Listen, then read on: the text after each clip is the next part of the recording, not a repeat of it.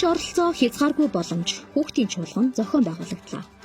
Говьсонбор аймгийн гэр бүл хүүхэд залуучуудын хөгжлийн газраас хүүхэд нийгмийн амьдралд оролцох, эвлэлд нэгдэх, хүүхдийн эрхийг хангах аливаа асуудлаар шийдвэр гаргах төвшөнд үзэл бодлоо илэрхийлэх, оролцох нөхцөл боломжийг бүрдүүлэн тэдний хөгжил оролцоо хамгааллыг дэмжих, мөн аймгийн хүүхдийн зөвлөлийн тэргүүнийг сонгон батламжлах зорилгоор тэгш оролцоо хязгааргүй боломж чуулган зохион байгуулагдлаа.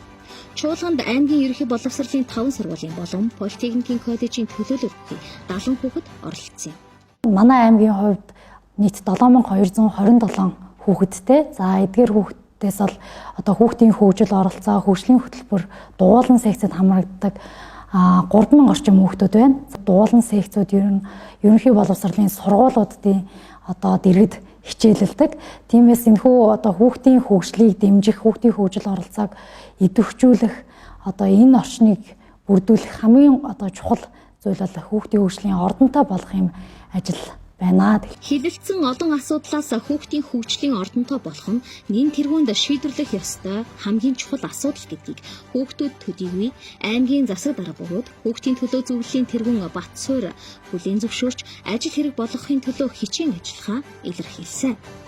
Чуулганд оролцогчид хүүхдийн зөвлөлийн тэргүүн, дэг тэргүүнд нэр дэвшигчдийн мөрийн хөтөлбөртөө танилцсан саналаа өгснөөр аймгийн хүүхдийн зөвлөлийн тэргүүнээр 1-р сургуулийн 11 ангийн сурагч Мөнгөн Шагаа, дэг тэргүүнээр 5-р сургуулийн 10-р ангийн сурагч Бэлхүүн төгснөр сонгогдож тамаг гэрчлэгээ туга гартаа авлаа. Энэхүү чуулганаараа бол сургуультай одоо тулгамдж буй асуудлаа хэлэлцсэн. За тэгээд үүнд бас тодорхой хариултуудыг удирдлагуудаас бас авсан. Үүнд бол хүүхдийн төлөө зөвлөлийн тэргүүн Батсуур ах маань ирж бидэнтэй ярилцаж за бидэнд одоо нэг тулгараад идэг хамгийн том асуудал буюу хөгжлийн ордны асуудлыг маань хэлэлцэж өгч дэмжихээр болсон. За үүнд маш их таатай байгаа.